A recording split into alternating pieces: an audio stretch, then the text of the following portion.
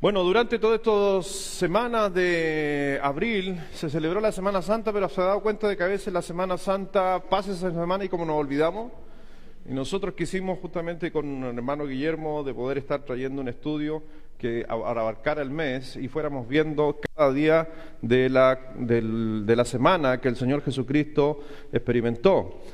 Comenzamos el día hace un par de semanas atrás hablando del domingo, el lunes, después el martes, miércoles, y en el día de hoy toca jueves en la mañana. Vamos a estar hablando del jueves, lo que sucedió el día jueves, que es uno de los días justamente de la preparación y la despedida de nuestro Señor Jesucristo junto a sus discípulos. A la noche se va a estar viendo el viernes, y así nos estamos metiendo de lleno a todo lo último que pasó el Señor Jesucristo. Espero que usted aprenda, sea de bendición también cada suceso que estuvo ahí. A veces nos olvidamos en qué eventos sucedieron en tales días y pensamos que es parte de la historia a veces, pero por ejemplo, cuando Jesús lavó los pies, ¿se acuerda que Jesús lavó los pies? Lo lavó antes de despedirse. Antes que ya estaba un día para que fuera tomado preso. Entonces, si usted un par de horas, entonces a veces se nos olvidan esas cosas. Cuando el Señor anuncia la negación de Pedro, lo mismo lo anuncia este día. Vamos a estar viendo todas esas cosas, esos detalles que sucedieron ahí. La semana pasada, haciendo una ayuda a memoria, ¿se acuerda que estuvimos hablando del ungimiento de la mujer que derramó el frasco de alabastro sobre el Señor Jesús? Estuvimos hablando todo el significado, el simbolismo. Así que hoy día vamos a estar hablando acerca de este día de la preparación y de la despedida de nuestro Señor Jesucristo. Y yo sé que las despedidas son medias complejas, ¿ya? En mi vida he tenido algunas despedidas, tanto de seres queridos que han partido, como mi abuelita esa despedida en cierta manera uno la echa de menos, pero sabemos también dónde está, ¿cierto? Dónde está gozando. Pero también he tenido despedidas, por ejemplo, con mi hermano Yerko, que es alguien que amamos, hoy es mi hermano, pero hemos tenido algunas despedidas con él varias veces, algunas por un poco de tiempo y otras se han alargado por años. Pero si Dios quiere lo voy a ver en febrero, así que espero verlo. A mi mamá no sabía, le acabo de avisar. En febrero voy a ir a ver a Yerquito en una de esas, creo, ya voy a estar con él. Así que ahí son reencuentros, pero si tú te pudieras acordar de una despedida que te ha tocado vivir, por lo regular las despedidas siempre son de tristeza, por lo regular, no son despedidas de alegría. Pero tú te acuerdas de alguna despedida. Pero más que acordarte de la despedida, yo te quiero preguntar en esta mañana ¿cuál fue el motivo que logró alegrarte esa despedida? Porque cuando uno tiene una despedida, viene después un evento, sea el que sea, el tiempo que sea, que te va a alegrar ese momento triste. Yo sé que si ustedes son muy cristianos, entonces yo le digo, ¿qué fue lo que le alegró a usted? El Señor. No, ustedes son a otro nivel, po. Usted al tiro. No, yo estoy hablando de un evento o de algo que no sea el Señor. Yo sé que el Señor alegra y da la paz y el consuelo a través del Espíritu Santo, pero ¿te acuerdas tú de una despedida y qué después te alegró? ¿Qué evento, qué sucedió que te alegró en tu vida? Entonces, en esta mañana vamos a considerar esas últimas horas donde el Señor Jesucristo se va a despedir. Pero ustedes ya saben a dónde vamos, que después hubo un evento que trajo alegría. Porque siempre viene acompañada después de la tristeza una alegría. Por eso quizás el Señor dijo en Eclesiastés, hay tiempo para reír y hay tiempo para llorar.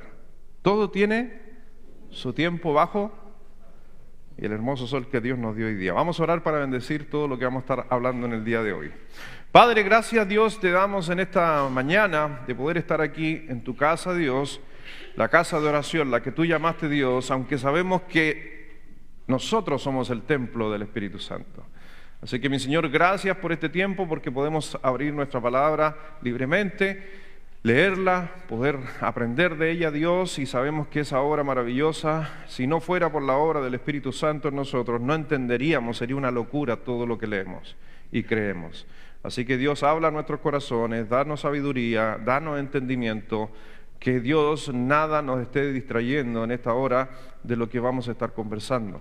Así que mi Señor, gracias por este tiempo que tenemos. También te damos las gracias y pedimos también la bendición sobre nuestros hijos, sobre nuestros jóvenes que están en sus clases también, aprendiendo, conociendo tanto historias como principios, como mandatos de parte de Dios en su palabra, que tú estés también trabajando en el corazón de ellos y en sus maestros.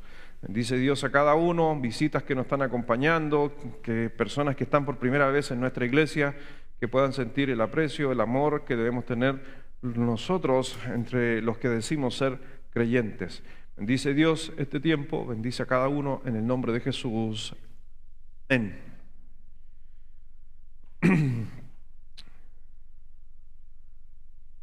Deme un segundo que me abandonaron los de la proyección. Ahora me pasan esto. Bueno.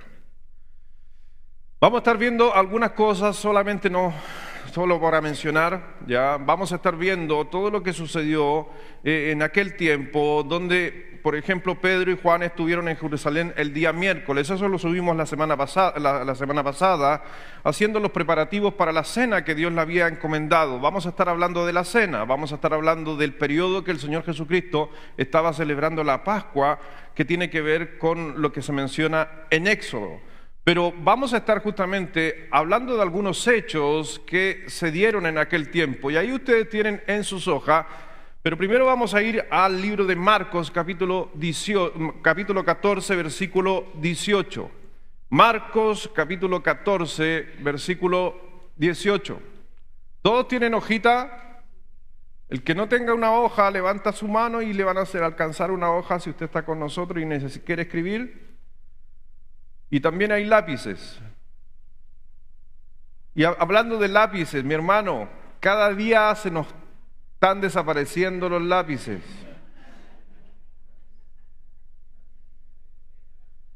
Vamos a poner una pita amarrada al lápiz en la banca. ¿Cuántos tenía en tu casa? 3. Ya. No, si no hay problema. O sea, uno se guarda un lápiz, se lo lleva. El tema es que si usted lo encontró en su casa, dice, hay que llevarlo de vuelta. Punto, y se acabó. Sí, nada más que eso. Pero no es necesario ir a buscarlo ahora, Gino. Después vaya a tu casa.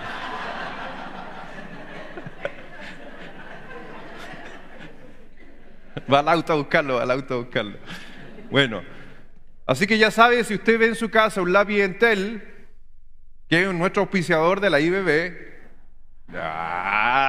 ¿qué? Ya sabe ya, tiene que devolver el lápiz, ya, por si acaso. Fuiste a buscar un cuarto, ya, está bien. Ahí está, listo.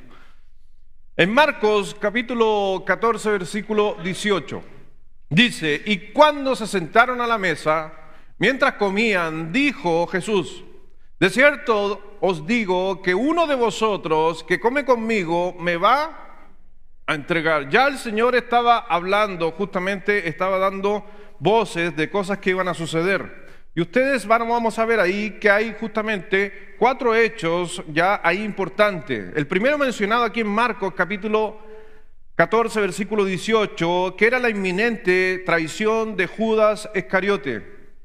Eso tienen que poner en su hoja. Era la traición de Judas Iscariotes en Marcos, capítulo 14, versículo 18.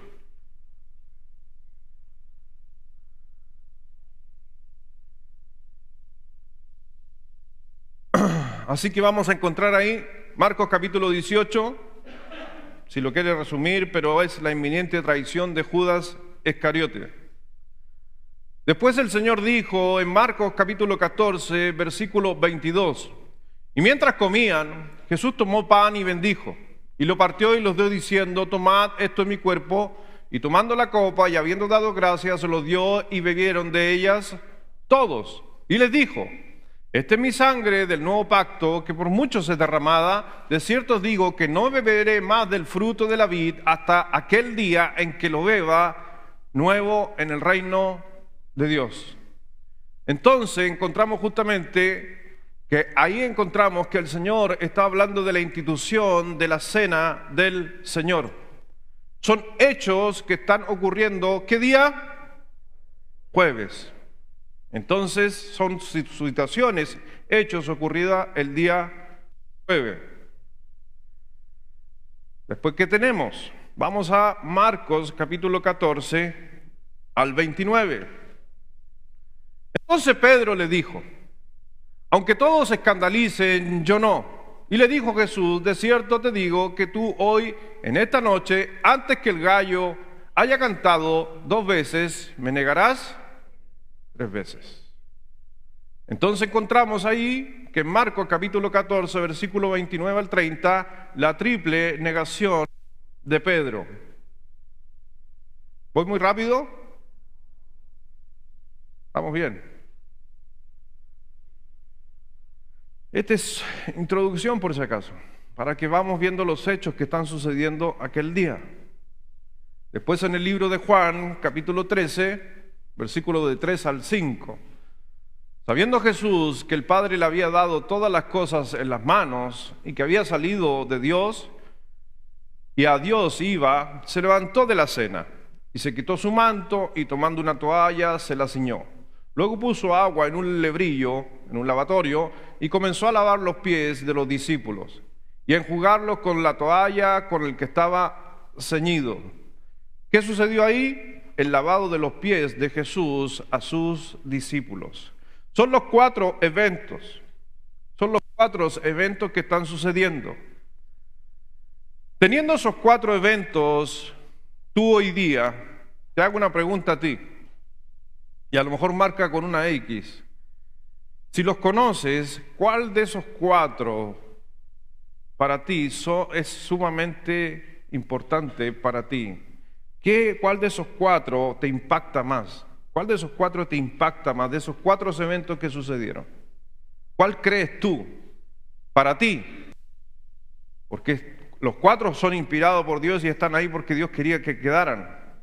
Pero para ti, de esos 4, ¿cuál es? La inminente traición de Judas, la institución de la cena del Señor, la triple negación de Pedro, el lavado de los pies de Jesús a sus discípulos. De a uno.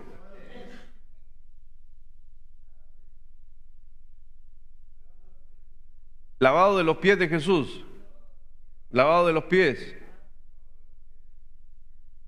La institución de la cena del Señor. La traición, la inminente traición de Judas. Lavado de pie. Lavado de pie. La triple negación de Pedro. La de Judas. La tercera, la triple negación de Pedro. La cena. Gracias, la cena. Allá en la galucha. Allá al fondo, el último varón de la galucha. Dale, hermano, fuerte. La negación de Pedro. Ok. Si usted se da cuenta, cada una de estas cosas están en nuestra memoria. Están en nuestra memoria. Y estos sucedieron un día jueves. Y si usted se da cuenta, están sucediendo en un tiempo donde el Señor Jesucristo está a punto de ser tomado preso y llevado a la cruz.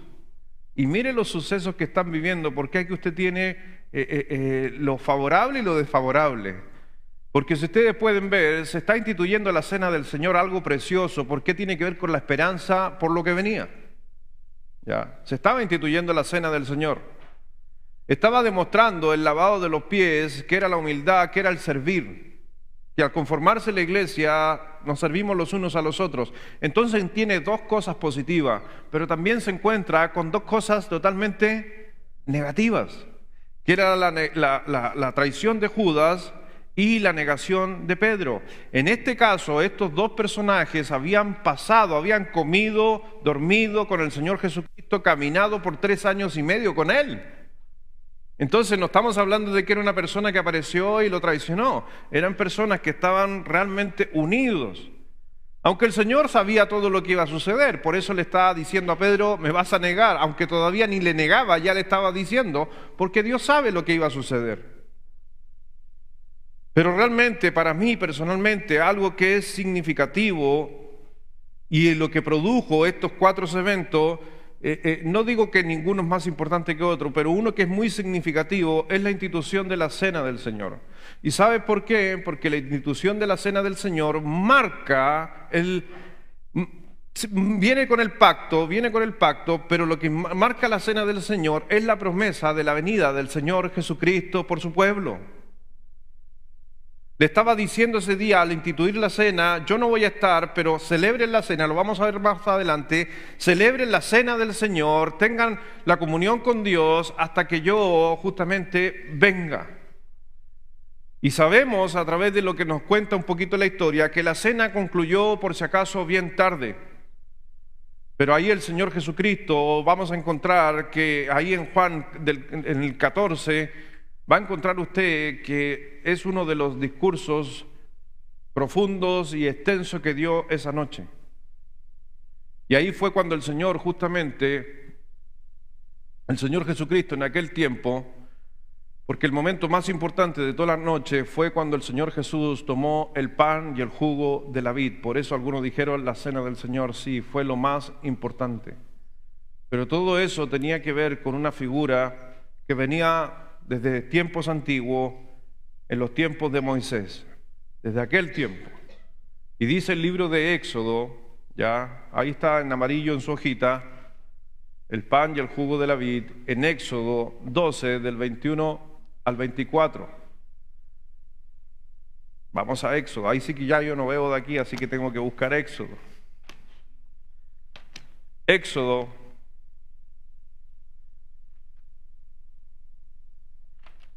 Éxodo 12,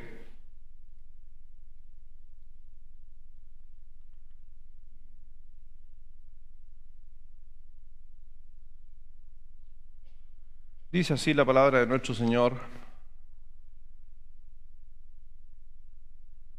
Y Moisés convocó a todos los ancianos de Israel y les dijo: sacad y tomaos corderos por vuestras familias y sacrificad la Pascua.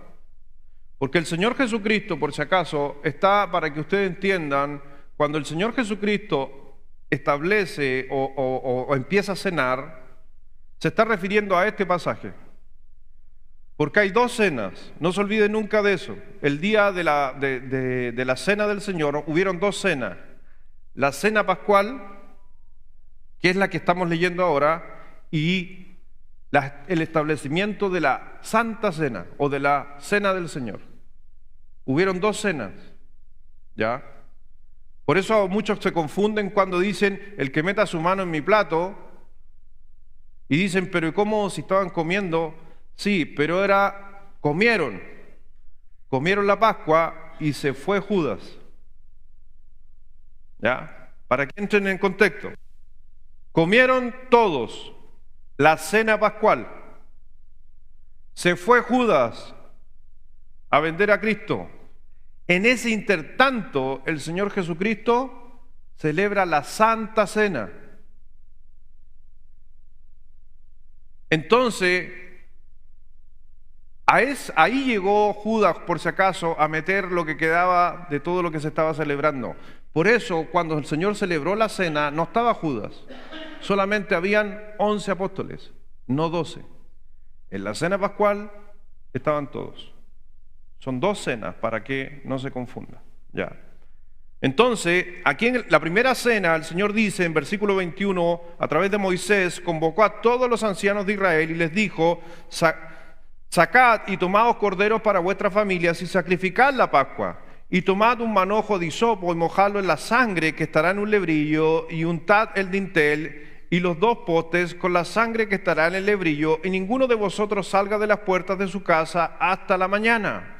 Porque Jehová pasará hiriendo a los egipcios, y cuando vea la sangre en el dintel y en los dos postes, pasará Jehová aquella puerta y no dejará entrar al heridor en vuestras casas para herir.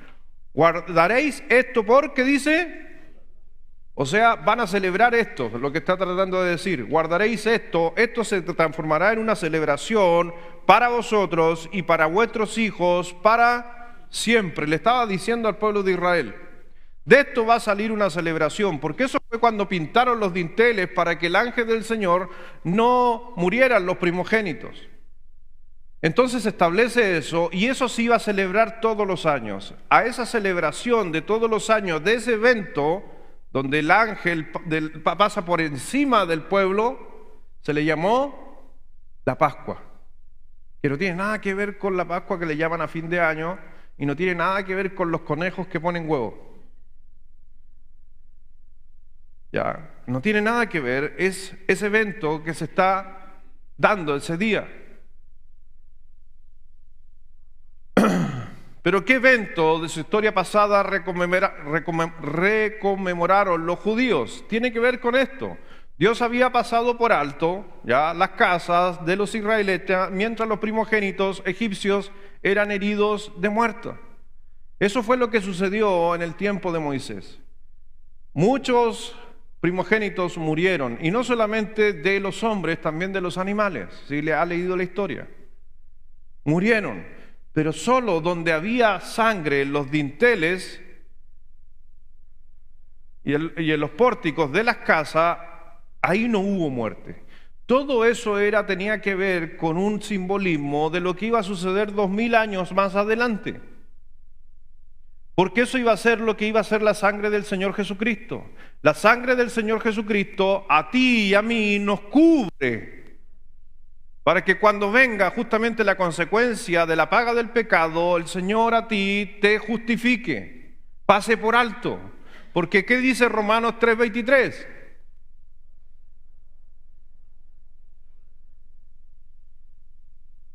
¿Es lo mismo que 6:23? ¿Y qué dice 6:23? ¿Y qué dice el 3:23? Ah, es que yo escuché que me estaban diciendo el 6:23.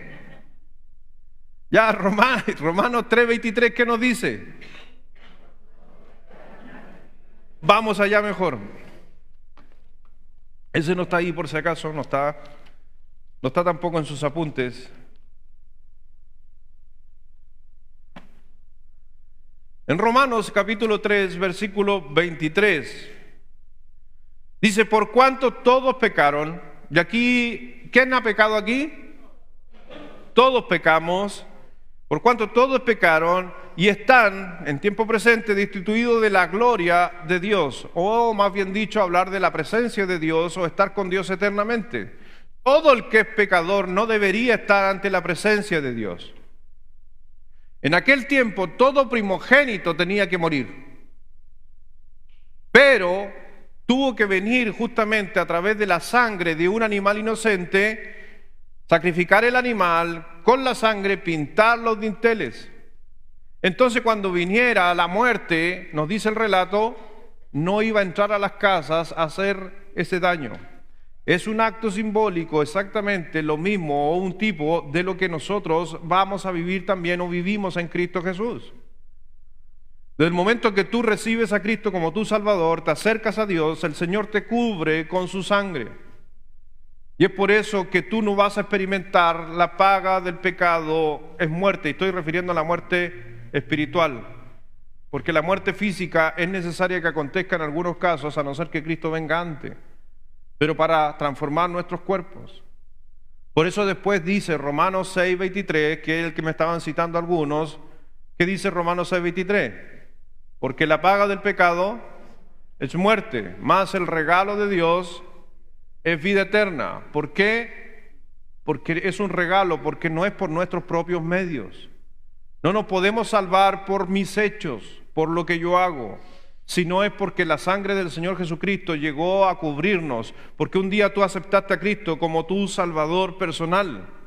Y la única razón de que tú puedas ir al cielo es que tú aceptes el regalo de Dios en tu vida, no hay otra manera. Y si lo aceptaste, ahora viene otro proceso, un camino que es progresivo en la fe del creyente, que tiene que seguir avanzando, viviendo en santidad. Pero eso es para otro evento. Ese es un evento para lo que va a suceder también en el reino futuro, lo que viene en su eternidad.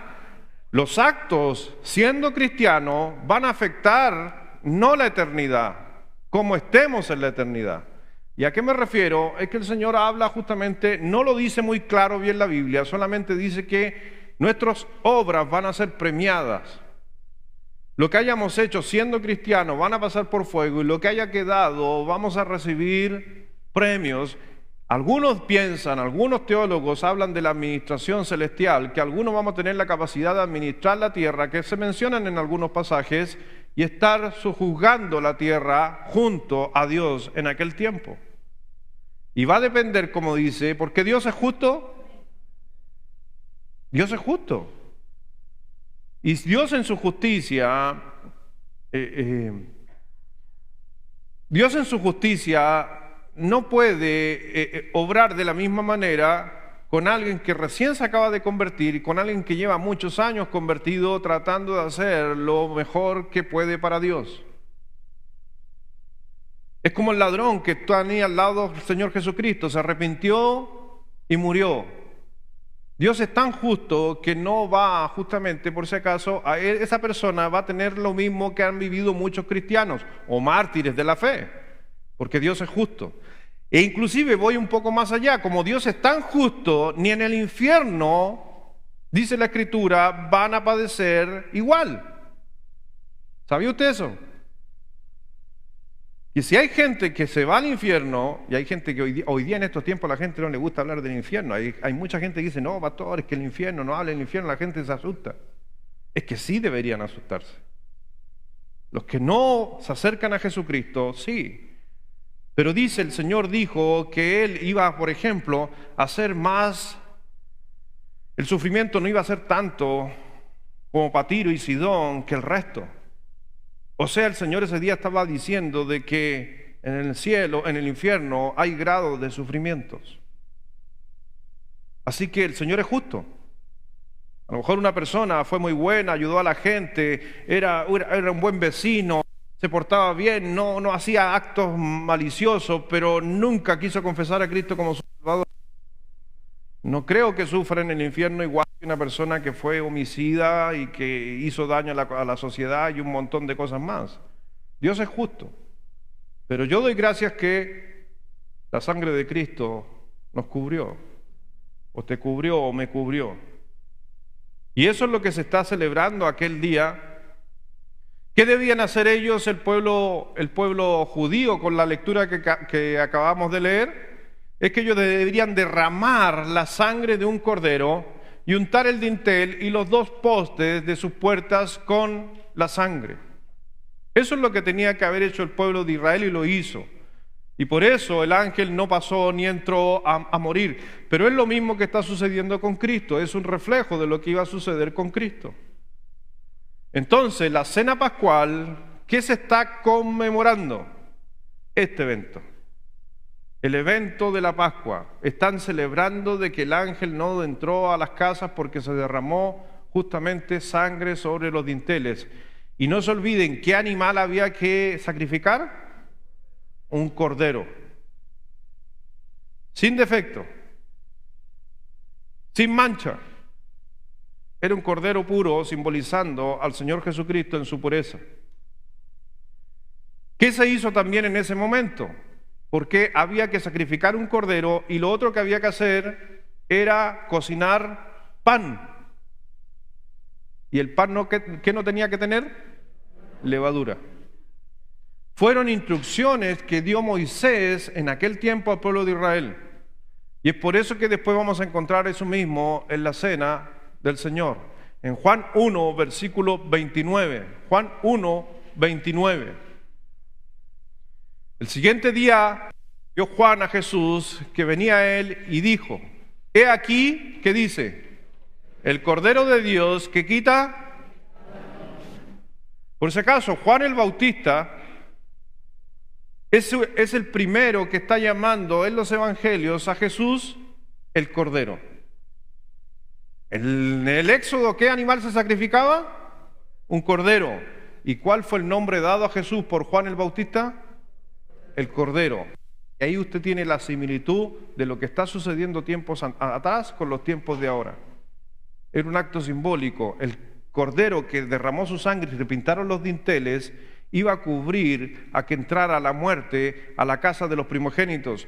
Pero cuando Cristo vino, lo mismo, la sangre derramada por el Señor Jesucristo iba a ser pintado, entre comillas, a nuestro corazón, y por eso no vamos a conocer una muerte eterna. Aunque por ahí andan doctrinas medias raras hoy día últimamente, no sé, les quiero mencionar por si la escucha por ahí, después un día podríamos otro día preparar un sermón. El otro día escuché a un predicador, a un pastor de influencia, donde mucha gente lo escucha. No voy a decir su nombre para no, porque cada uno tiene que mirar, pero un predicador de mucha influencia o de estos personajes de las redes, donde decía que no existe la muerte eterna. Que la persona va a morir en el infierno y va a morir y muere y no hay muerte eterna. ¿Por qué? Según él, por un par de pasajes que dice que los hombres perecerán en el infierno y no tendrán más parte de la vida. Ok, toman unos pasajes, pero yo no creo en eso, por si alguna vez lo escucha, gente que muere. Entonces, nosotros somos eternos, pero nosotros... la gente que no es salva va a morir en el infierno y listo. ¿A qué conclusión llegan a ellos? Llegan al relativismo. Ojo que eso está muy de moda, el relativismo en la Biblia. ¿Qué es el relativismo? Es ponernos en los casos donde afectan nuestros sentimientos para tomar una posición. Lo he dicho esto de acá del púlpito otras veces. ¿O quiere que se lo explique? ¿Lo explico? ¿Sí o no? Sí. Ok, es que si ustedes no me dicen, yo sigo o no vamos, porque no es del tema. Pero el relativismo es cuando a ti una doctrina que está fundamentada en la Biblia te la quieren mover en base a las emociones. Te voy a poner un ejemplo. No raje vestidura, ni me tire tomate, ni huevo. El Señor habla muy claro en cuanto al hombre, entre el hombre y la mujer. Dios creó a hombres y mujeres, punto. ¿Cierto? Pero hoy día, identidad y todo eso que la gente quiere hablar, ¿cierto? ¿Estamos claros? Como nos están mirando en las redes sociales, por eso estoy tratando de cuidar las palabras, me pueden acusar después. Pero le digo algo, hacen lo siguiente. La Biblia dice,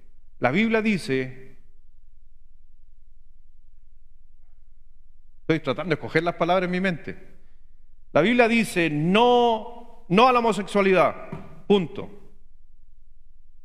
Eso es lo que dice la Biblia, tal cual. Pero viene otro cristiano y me dice, otro pastor como el que estaba escuchando, pero si te naciera un hijo así, ¿qué harías? ¿A dónde va mi pregunta? ¿Va una pregunta a la Biblia o va una pregunta a mi sentimiento? Y díganme ustedes, todos los que estamos aquí, que nuestros sentimientos son peligrosos.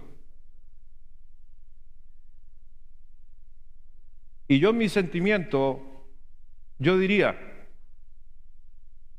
yo acepto entonces a mi hijo porque ¿cómo yo lo voy a desechar? Porque es mi hijo, porque yo lo quiero, porque yo lo amo. No, yo lo aceptaría y bueno, si él quiere ser así, que sea así. Inclusive ya, hagamos una iglesia para este tipo de personas que quieren vivir de esa manera. Pero ¿y la Biblia? ¿Me está entendiendo, no? La Biblia, la doctrina queda a un lado. ¿Y qué se pone sobre las cosas? Los sentimientos. Eso es relativismo y está entrando de mucha moda. Entonces este personaje o este pastor dice lo siguiente: piense usted, Dios siendo bueno, ¿cómo va a estar haciendo sufrir a un pecador por toda la eternidad? ¿Qué está atacando? Los sentimientos míos, que cómo yo voy a estar pensando en que Él va a estar sufriendo eternamente. ¿Sabe qué? Le digo algo, que si usted recibe a Cristo como su Salvador, va a la presencia de Dios, usted allá en el cielo no va a estar con pensamiento de lo que está sucediendo abajo en el infierno. ¿Por qué? Porque el Señor justamente a nosotros nos hace con su capacidad. Hoy día hay gente sufriendo, haciendo maldad en el mundo. ¿Sí o no? ¿Y usted ve complicado a Dios? Nosotros somos exactamente igual. Somos semejantes al Hijo. Fuimos hechos y seguirlo, imitarlo a Él. Entonces, ojo, ese relativismo, ojo, y hago esa mención porque algunos dicen aquello. Me salió un poco del tema, pero volvamos a Él. Entonces, el siguiente día dio Juan y le dice a Cristo, tú eres el Cordero de Dios.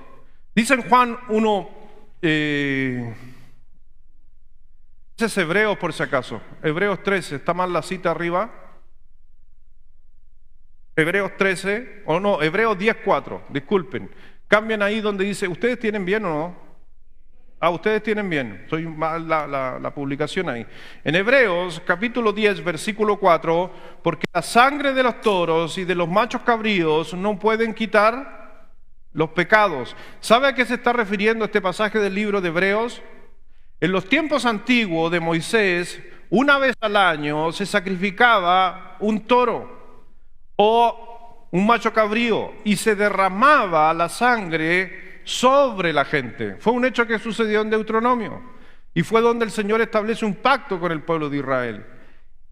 ¿Y qué sucedía con esa sangre de los toros? Es que mantenía la comunión del pueblo con Dios durante un año. Pero ¿qué sucedió? Que mucha gente en aquel tiempo piensa o cree que a través de los ritos o prácticas del derramamiento de sangre iban a limpiarse sus pecados. Y el Señor dijo en el libro de Hebreos, no hay forma de a través de ritos hechos limpiar los pecados. Ahí dice la sangre de los toros, pero yo podría modificar ese versículo y decir lo siguiente, porque el bautismo no puede quitar los pecados. Porque ya no se derramó sangre sobre la gente. En otras congregaciones empezaron a decir que el bautismo, el agua, limpia los pecados. No, tampoco. Es la sangre del Señor Jesucristo. Es el que usted reciba a Cristo como su Salvador. Ninguno de sus hechos va a limpiar sus pecados. Yo no puedo, por eso necesito a alguien que sí pueda. Y el único que puede limpiar los pecados es alguien que no pecó, porque tiene la condición de poder hacerlo, porque Él sí resistió justamente en su carne la lucha con los pecados y triunfó. Y ese fue Cristo Jesús. El único que podía morir sin mancha, limpio, como un cordero, sin ningún defecto, fue justamente el Señor Jesucristo. Así que el Señor Jesucristo vino a cambiar justamente todo el simbolismo del antiguo a uno nuevo, por si acaso, en el Nuevo Testamento. Así que vemos cómo llamó Juan el Bautista a Jesús, el Cordero de Dios. ¿Y qué diferencia puede establecerse entre ambos pasajes en cuanto a la virtud de la sangre? Es que la sangre de los animales, ¿qué dice? Ritos no puede quitar los pecados. ¿Ya? Que usted se persine no le va a quitar sus pecados. Que usted ponga una velita, una imagen, no va a quitar sus pecados. Lo que va a quitar sus pecados es la sangre del Señor Jesucristo. ¿Ya? ¿Por qué? Más la del Cordero de Dios, que es Cristo, la sangre de Cristo, quita el pecado del mundo. Es Cristo el que quita el pecado del mundo. La sangre del Señor Jesucristo es la que quita el pecado del mundo. El libro de Éxodo, capítulo 24, versículos 6 y 8. Y Moisés tomó la mitad de la sangre y la puso en tazones, y esparció la otra mitad de la sangre sobre el altar, y tomó el libro del pacto y lo leyó a oídos del pueblo, el cual dijo: haremos todas las cosas que Jehová ha dicho. Y mire, si usted se da cuenta, ellos derramaron sangre y dijeron: nos podemos salvar a través de la sangre. Y ¿qué dice ahí? Y haremos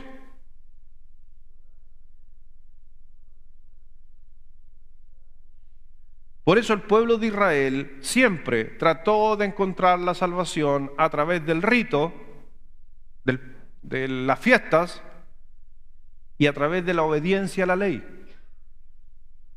¿Por qué los fariseos y saduceos, dice, la Biblia lo dice en muchos pasajes, que ellos trataban de vivir la ley al 100%? Porque ellos creían que era a través justamente de los ritos y la obediencia a la ley es lo que podía traer la salvación. Pero la ley no vino para eso, por si acaso. El versículo 8, entonces Moisés tomó la sangre y roció sobre el pueblo, lo que yo les mencionaba, esparció sangre sobre la gente. Y dijo, he aquí la sangre del pacto que Jehová ha hecho con vosotros sobre todas estas cosas. Dios dijo, derramen sangre, bueno, Moisés dijo, derramaremos sangre y obedeceremos. Y esos nos va a alcanzar para ser salvo. Díganme ustedes, ¿quién cumplió la ley? ¿Quién podía obedecer 100% la ley?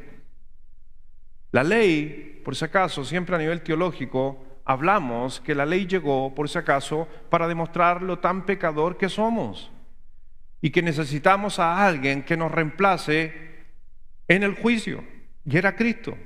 Porque la ley no vino para que tú hicieras prácticas para ser una buena persona, un buen creyente. La ley era para demostrar lo pecador que eras y necesitabas a un Salvador. En Marcos capítulo 14, versículo 22 al 24. Esto léalo fuerte usted, por favor.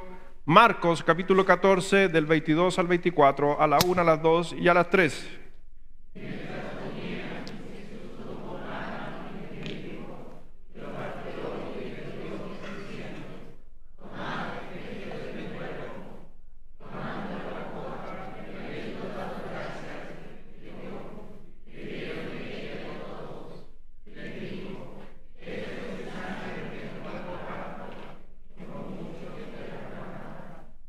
Si usted se da cuenta, el Señor Jesucristo está recordando también cosas que estaban sucediendo. Mientras comían, Jesús tomó pan y lo bendijo y lo partió. Mientras comían, ¿qué comían? La cena pascual, la primera cena. Mientras comían la primera cena, Jesús tomó pan y abre una segunda cena. Tomó pan y bendijo y lo partió y les dio diciendo, tomad, esto es mi cuerpo. Y tomando la copa y habiendo dado gracias, lo dio y bebieron de ellas todos. Y les dijo, esto es mi sangre. ¿Qué dice? ¿Qué está sucediendo ahí? Que el Señor Jesucristo está anulando el antiguo pacto. Porque este es uno nuevo. Aunque con el pueblo de Israel mantuvo su pacto, porque hay una promesa detrás. Ese es para otro tema de discusión. Pero este es el que nos convoca a nosotros. Nosotros somos del nuevo pacto. Por eso usted hoy día no necesita practicar cosas del antiguo pacto. Por eso usted anda vestido así. ¿Sabía usted eso o no? En el antiguo pacto, es un dato nomás, usted no podía mezclar dos elementos del mismo, que no fueran del mismo tipo. O andaba de algodón, o andaba de lino, o andaba de seda. Hoy día casi todos andan de plástico. 100% poliéster. O nylon. Por si acaso. Ya. Ah, mira, esta tela es de poliéster. Es elegantemente decir plástico. ¿Ya? Por eso cuando usted compra un calcetín, yo cada vez que compro un calcetín, miro la conformación del calcetín. Y un buen calcetín debería decir, no existe el 100% porque el elástico que va en el calcetín que aprieta es poliéster. Entonces debería decir 90% algodón, 10% poliéster, que es el elástico de arriba. Ese es un buen calcetín. ¿Ya? Ahora usted le dice, oye, mi hijo que tiene las patas de Dios, onda, mi hijo. Porque a lo mejor está usando 10% de algodón y 90% de poliéster. ¿Ya? Eche una mirada, que son esos calcetines por lo regular de 10 por 2 lucas en la plaza. Son 100% plástico, esa es la razón. Es un dato nomás. ¿Ya? Yo tengo hijos en mi casa y he experimentado eso. 90% poliéster. Igual las camisas. Usted compra una camisa, mire su composición y va a encontrar. Oh, mira la camisa que es tan barata, 10 lucas. Pero lea, 80% poliéster. El 20% algodón y es la costura. El resto es plástico. Y por eso nuestro espíritu. Hay un dato nomás, dato freak del momento. ¿Estaríamos pecando bajo la ley?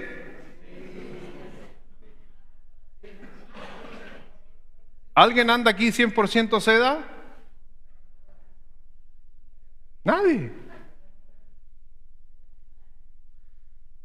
Señor alunó el antiguo pacto. Y el Señor dice, esta es mi sangre del nuevo pacto, que por muchos es derramada.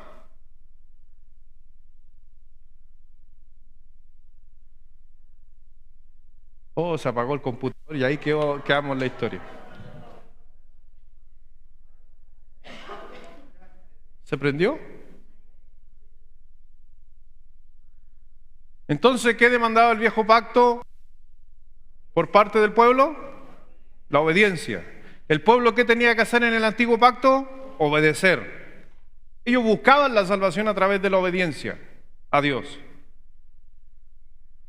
¿Por qué entonces el viejo pacto no resultó permanente? Porque los judíos simplemente, ni nadie podía cumplir la obediencia total. Y entonces a eso se le llamó que los judíos fracasaron en obedecer a Dios. Y lea la historia. ¿Desobedecieron? Todo el tiempo. Todo el tiempo estaban desobedeciendo. Y veamos 5 características de la cena del Señor que nacen de ahí en el libro de Lucas, capítulo 22, versículo 19. Dice, y tomó el pan y dio gracias y lo partió y lo dio diciendo, esto es mi cuerpo que por vosotros es dado, haced esto en memoria de mí. Por si acaso cuando el Señor ahí en ese texto dice, este es mi cuerpo, está hablando de una metáfora o un simbolismo. Porque hay doctrinas en algunas iglesias, en la más grande a nivel de Latinoamérica, que ellos llevaron esta doctrina a hablar de la transubestación. ¿Qué es la transubestación? Es que en el momento que el sacerdote toma el pan y lo levanta, el pan se convierte en ese momento, en ese instante, literalmente el cuerpo de Cristo. Eso se le llama la transubestación. Yo no creo en la transubestación. Yo creo que estamos comiendo el pan, simbolismo del cuerpo de Cristo, pero no nos estamos comiendo a Cristo. Pero en otra doctrina se comen a Cristo. Yo no lo creo, porque es un acto, es representativo y lo dice el mismo texto. ¿Qué dice el texto al final? Y este es mi cuerpo que por vosotros es dado, haced esto en memoria, no literal, memoria. Entonces no es literal lo que usted alguna vez le enseñaron y cuando usted hacía la filita, ¿se acuerda cuando usted hizo la filita y caminó hacia adelante y le tomó todo el vino al sacerdote? ¿Se acuerda o no? Eso, por si acaso, ellos le llaman la transubestación, donde se cambia literalmente lo simbólico a literal. No es así, mi hermano, es solamente un acto simbólico. Entonces, lo primero que nos dice de las características de la cena del Señor, cuando celebramos la cena, es un acto en conmemoración. ¿Y por qué es un acto en conmemoración? Porque Jesús dijo, haced esto en memoria de mí. Es un acto conmemorativo o en conmemoración. Es una de las características de la cena del Señor. También es un acto de comunión. ¿Por qué es un acto de comunión? Porque Jesús los invitó a los discípulos a participar diciendo, tomad, comed, bebed de la copa.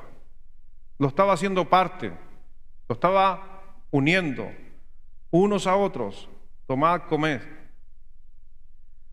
En Marcos 14:24 se menciona. Y es un acto de convenio.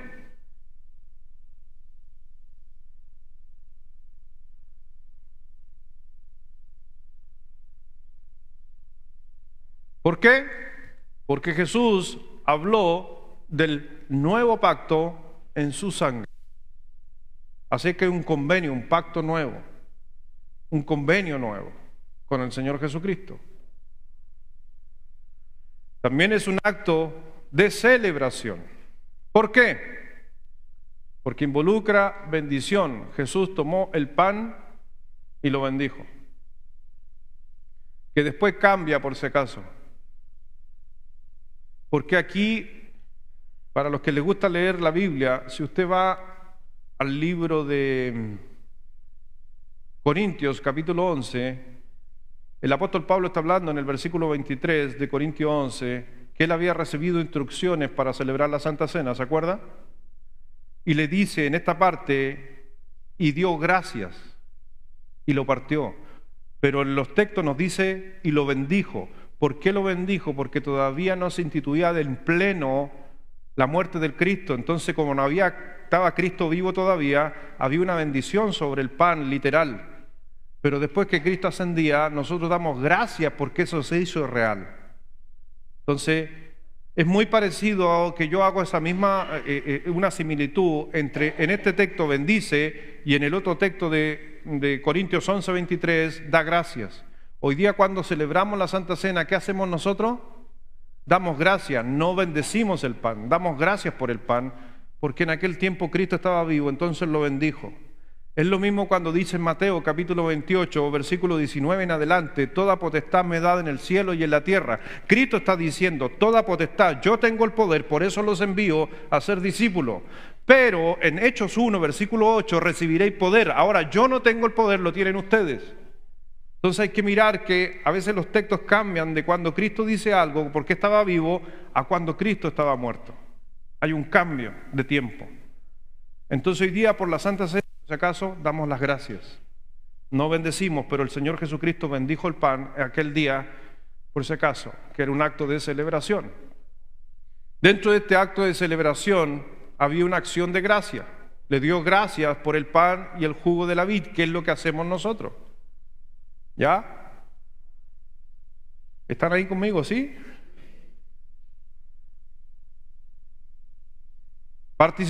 Hubo una participación, él ofreció los elementos a sus discípulos. Estamos hablando de un acto de celebración, no de características, del acto de celebración. Ese acto de celebración fue justamente porque es una bendición, porque es una acción y porque es una participación. Y también porque hay esperanza, ¿ya? Es la espera de lo que celebremos hasta que bebamos del vino nuevo. Ojo, que dije del vino nuevo, no vaya a estar rajando vestidura, porque si hay gente a decir, oh pastor, ¿cómo está diciendo que en un futuro vamos a celebrar con vino? No. Lo que pasa es que no hay que sacar de contexto muchas veces las cosas que se están diciendo. El Señor cuando dijo vino nuevo, ¿a qué se está refiriendo?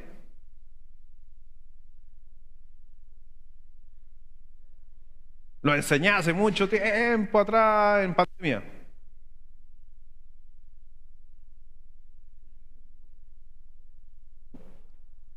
El Señor se les refirió una parábola. ¿Recuerdan cuando estudiamos las parábolas? Ahí lo mencioné. Y el Señor dijo, hay odres para vino nuevo y para vino viejo, pero no puedes echar vino nuevo en un odre viejo porque termina rompiéndose. ¿Se acuerdan o no? Ok, ¿estamos bien ahí? Entonces, ¿qué es lo que era el vino? ¿Qué era el vino nuevo en esa parábola? La palabra de Dios, la doctrina de Cristo, que no la podría echar, una palabra nueva, no la podría echar sobre odres viejos. ¿Quiénes eran los odres viejos? los fariseos y los saduceos, sino que tenía que echarla en odres nuevos. ¿Quién eran los odres nuevos? La iglesia. ¿Se acuerda de esa? Ahora se está acordando, ¿no? Entonces, cuando el Señor Jesucristo estaba con estos hombres ahí, con los apóstoles, diciéndole: ahora estoy celebrando la Pascua con ustedes, pero también estoy instituyendo la cena del Señor, pero en un día la esperaré y la celebraremos, bebamos del vino. ¿Qué vino? Nuevo. ¿Qué vendría siendo ese vino nuevo? La palabra de Cristo en nosotros ya, nosotros estando en perfección. Porque hoy día tenemos la palabra de Dios en nuestras manos, pero un día la vamos a beber directamente de Él. Nueva. Porque hay muchas cosas que aquí no están mencionadas de lo que viene. ¿Me entienden, no? Entonces, esto algún día, en un momento, va a convertirse, por si acaso, aunque la palabra de Dios permanece para siempre, sí, pero hay cosas que no nos menciona después de la eternidad. Y Cristo la va a estar hablando y diciendo directamente a nosotros. ¿Amén? Vino nuevo. ¿Ya? Y no se olvide que también la palabra vino aparece en Apocalipsis cuando dice: y algunos bebieron del vino del furor. ¿Se acuerda? ¿Qué estaban bebiendo? ¿Qué es el vino del furor? La palabra. No se olvide, vino siempre es la palabra. La palabra. ¿Y si es del furor, de quién? La ira. ¿Pero qué vino estaban bebiendo ellos? Vino del furor. Las palabras del anticristo y de Satanás. Estaban consumiendo ese vino del furor, y donde Dios se enciende sobre ellos. Todo es palabra, por si acaso, para que entienda aquello, ¿ya? Hay algunos que les gusta discutir si es vino o no vino la Santa Cena. Hay mucho simbolismo para eso, ¿ya? En Mateo capítulo 26, versículo 28, porque esto es mi sangre del nuevo pacto, que por muchos es derramada para remisión, ¿de qué cosa? Entonces, ¿qué limpia o qué quita los pecados del hombre? Es la sangre del Señor Jesucristo. No actos, no obra. Y las 5 características de la cena del Señor es un acto de comunión del Evangelio. O comunicación del Evangelio. ¿Por qué?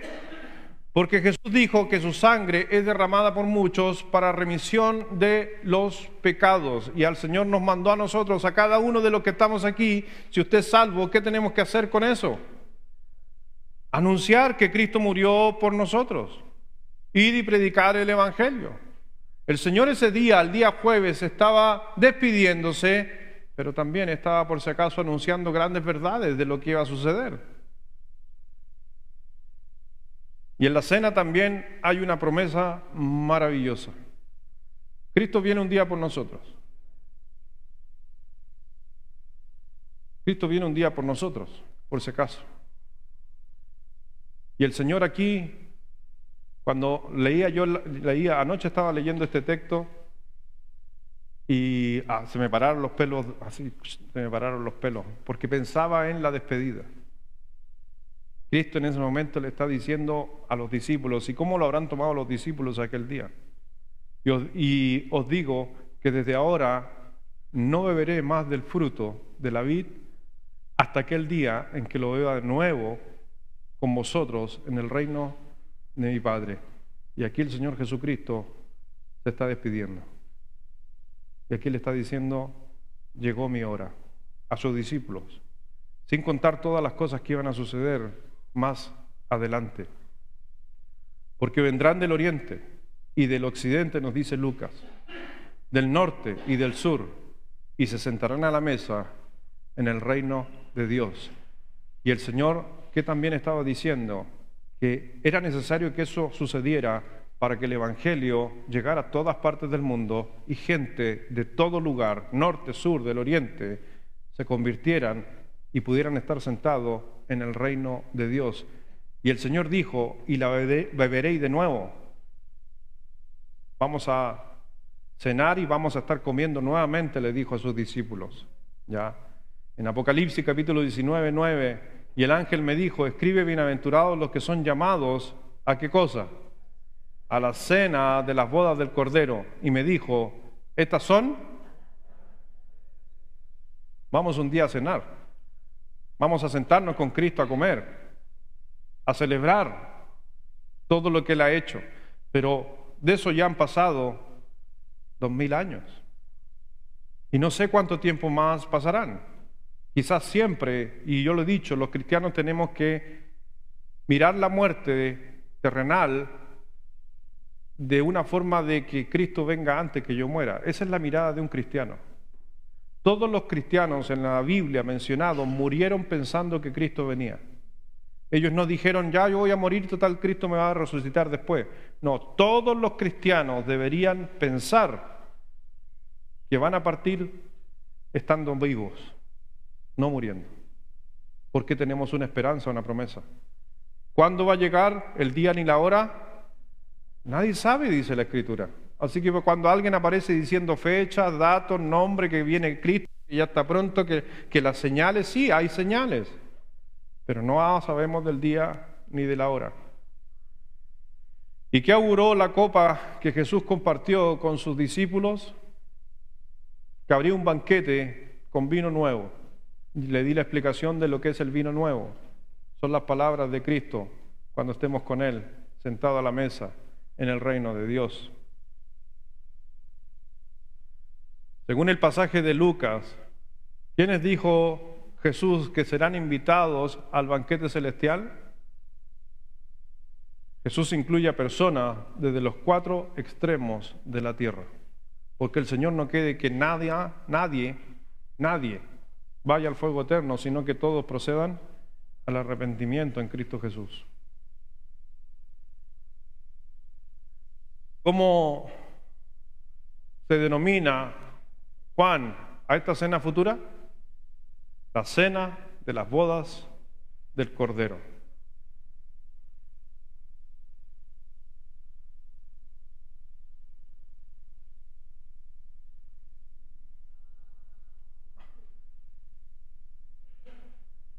¿Qué pasó? ¿Quién me gritó ahí?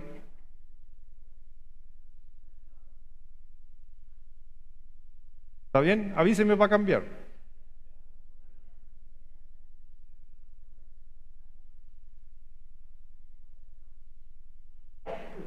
¿Ahora sí? ¿O todavía falta?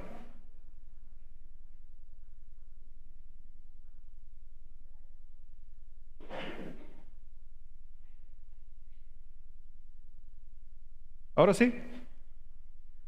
Las últimas palabras.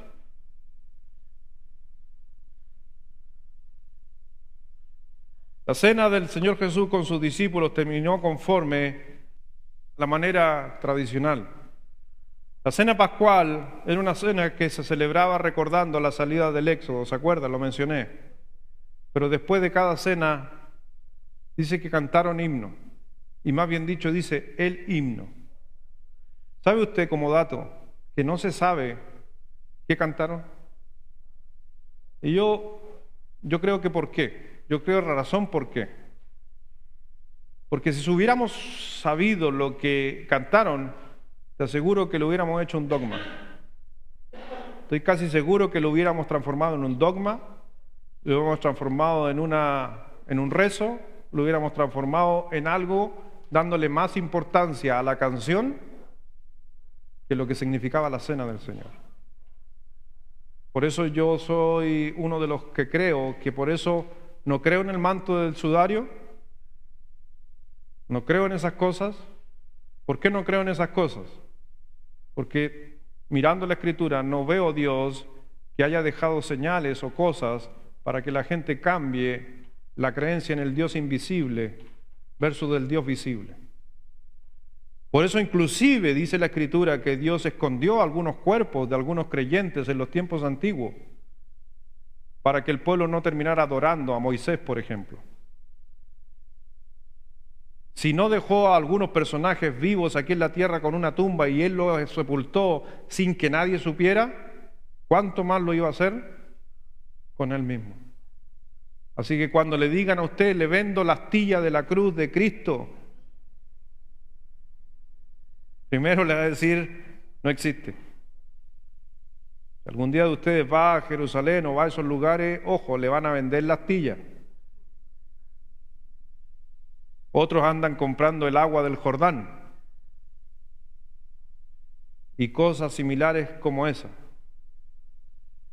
Dios quiere nuestra adoración y nuestra búsqueda por fe. Un Dios invisible, no un Dios que se ve. Y ese día ellos cantaron, y nosotros cada vez que celebramos la Santa Cena, ¿qué hacemos? Cantamos también, porque queremos recordar que hay un canto al final. Pero yo pensaba anoche, ¿cómo habrá sido ese canto? Porque para mí, Cristo ya sabía lo que venía. ¿Cómo habrá sido ese canto? ¿Un canto de dolor? ¿Un canto de despedida? ¿O los mismos apóstoles? Porque si usted inclusive ve la historia, cuando a Cristo lo toman preso y después lo llevan a la cruz, ¿cuántos discípulos lo acompañaron a la cruz? Es una pregunta del juego de anoche, ¿eh? Estaba de pregunta para el juego de anoche. ¿Cuántos discípulos acompañaron a Jesús al Gólgota? Uno. Solo uno. ¿Y los otros?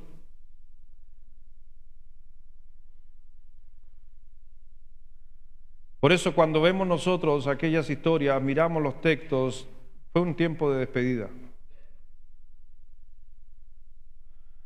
Y yo te hago una pregunta, y quise poner esta pregunta al final ahí, según nuestro estudio. ¿No te has considerado digno de participar de la cena del Señor por causa de tu debilidad?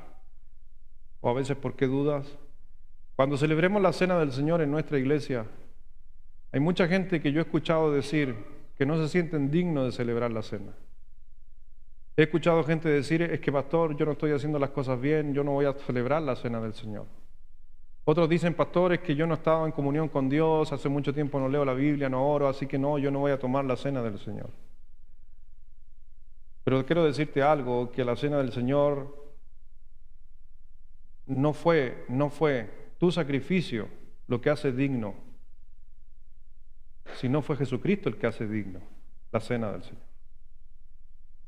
No interesa qué situación estemos viviendo en nuestra vida, lo que estemos pasando. No te olvides que la cena del Señor no se trata de ti, se trata de Él. Y hay mucha gente que a veces no quiere celebrar la cena porque está mirándose hacia Él, en vez de mirar a Él. Porque la sangre del Señor Jesucristo nos limpia. Y si hay una mala comunión, la sangre del Señor Jesucristo nos limpia y nos ayuda a través de su Espíritu Santo a tener una buena comunión. Yo sé que cada uno de nosotros no somos dignos. Por algo dice en 1 Corintios capítulo 11, dice que ¿qué hace una persona indigna en la cena del Señor? Y lo dice textual ahí, el que no sabe discernir lo que está haciendo. No se trata del discernimiento de tus actos, se trata del discernimiento del acto de Cristo. ¿Puedes discernir que Cristo murió por ti? ¿Puedes discernir que Él mira toda esta semana, toda la semana que viene desde el día domingo, padeciendo, sufriendo, para que tú y yo seamos salvos? Y eso que hoy día, recién hoy día, todavía no enfrenta lo que se viene el viernes. O en otras palabras, lo que se viene esta noche. Porque esta noche se va a estar analizando y vamos a estar viendo todo lo que sucedió ese viernes. Por eso, piensa que si nosotros, por si acaso, nosotros dejamos de anunciar el Evangelio, hay mucha gente que no va a poder experimentar la limpieza o que Dios cubra con su sangre un día en la eternidad. Si tú recibiste de la gracia, entonces ya tú tienes que compartir de la gracia. Y si tienes hoy día la oportunidad, y te hago el desafío de leer Juan, este es un desafío para esta semana. En esta semana te invito a leer Juan del capítulo 14 al capítulo 17. Trata de leer, ¿por qué es esto? Y es todo lo que viene. Reflexiona, porque cuando celebramos la Santa Cena, ojo, que no sea nuevamente como los judíos, una fiesta más, donde nos acordamos de Cristo por un par de días que es feriado y nos olvidamos que todo lo que ha hecho Cristo hasta el día de hoy sigue presente. Vamos a orar. Padre, gracias Dios, gracias Señor, te damos en esta mañana. Gracias Dios por hacernos recordar todo lo que padeciste, lo que estás viviendo, esas traiciones que podíamos profundizar quizás más en un futuro, pero nos mencionas algunos hechos importantes que sucedieron en la semana antes de que tú murieras. Por eso, Señor, te pido que obres en nuestro corazón, que nos hagas realmente meditar que el sacrificio que hiciste tú no es un sacrificio del momento, sino es un sacrificio pensado desde antes que tú fundaste la tierra. Y dejaste algunas señales y modelos como en el Antiguo Testamento, de un cordero sacrificando un animal, o de las pieles que cubrieron a Adán y Eva en la primera vez cuando ellos pecaron, tuvo que morir un inocente. O podemos ver ese animal que trajo Abel. Todos actos simbólicos de lo que un día iba a suceder hace 2000 años atrás cuando tú vinieras. Así que, Padre mío, gracias primero por darnos una salvación inmerecida. Somos salvos por la gracia del Señor Jesucristo y no es de nosotros, sino es un don de Dios. Todos los días deberíamos despertar en la mañana y dar gracias por ser salvos. Dar gracias porque Cristo está junto a nosotros y viene a cubrir nuestros errores, nuestras faltas, porque todavía estamos en esta naturaleza, Dios, de pecado. Pero algún día eso va a cambiar. Los cuerpos van a ser transformados en el aire. Los muertos resucitarán de las tumbas. Ese día va a ser un día glorioso. Las trompetas sonarán en los cielos, nos dice la Escritura. Y tú con voz de mando, con trompeta de Dios, con voz fuerte, llamarás a tus hijos. Gracias Dios por tu salvación, que ese día va a ser glorioso y ahí estaremos. Pero hoy día a veces, a pesar de todo lo que sabemos y conocemos de ese día, a veces como cristianos estamos luchando con problemas, con situaciones X, luchando en nuestro matrimonio, en nuestro trabajo, con conflictos. Y nos olvidamos que la sangre del Señor Jesucristo no solo es para salvación, sino que cuando Cristo murió en la cruz y ascendió al Padre, Él dijo que enviaría a un consolador junto a nosotros, porque el consolador que era Él en ese momento tenía que sentarse a la diestra de Dios Padre. Quiero decirte que Jesús, Dios, su Espíritu, te acompañan todos los días de tu vida si un día confesaste a Cristo como tu Salvador. Y te va a ayudar y te va a acompañar. Y a veces no nos damos cuenta. Somos tan ciegos que no vemos que Cristo está en nuestro corazón. Ayúdanos a seguir adelante, a seguir luchando, a seguir compartiendo el Evangelio a otros. Y la próxima Santa Cena que la celebremos en esta iglesia, llevemos a la memoria lo que hemos estudiado hoy, lo que significa, lo que es y la importancia que tenemos que darle. Quisiera preguntar con las cabezas inclinadas, los ojos cerrados, si tú murieras hoy, ¿estás seguro que vas a la presencia de Dios? ¿Estás seguro que vas al cielo? Si murieras hoy, ¿estás seguro que vas a estar eternamente viviendo con Cristo allá en los cielos? ¿O hay una pequeña duda de que a lo mejor no llegues a la presencia de Dios y mueras eternamente? Me gustaría terminar esta oración por ti para que Dios te dé sabiduría, entendimiento.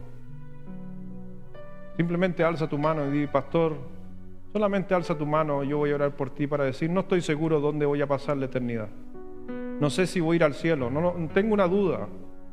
O me gustaría saber cómo. Solamente quiero orar, no voy a llamar tu nombre y nada, solo quiero saber y orar por ti.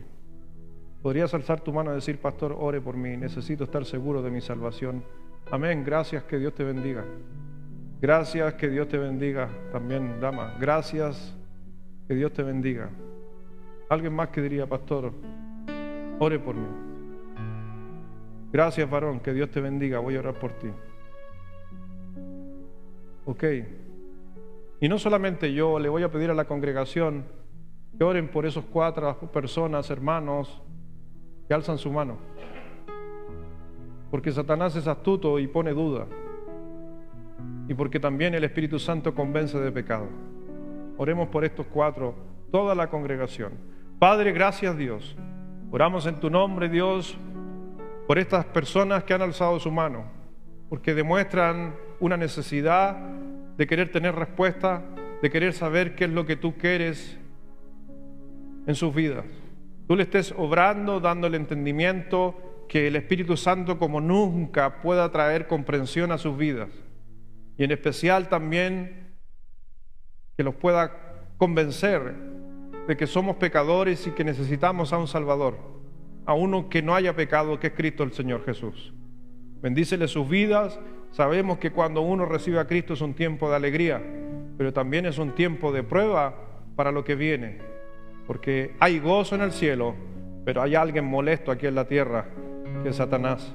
Por eso Dios cubre a cada persona que siempre en sus primeros pasos son atacados por Satanás, por sus ecuaces, para que simplemente la semilla no dé fruto, sino, como dice la parábola, sus raíces seque, o vengan los pájaros y se las coman, o vengan los espinos y los ahoguen.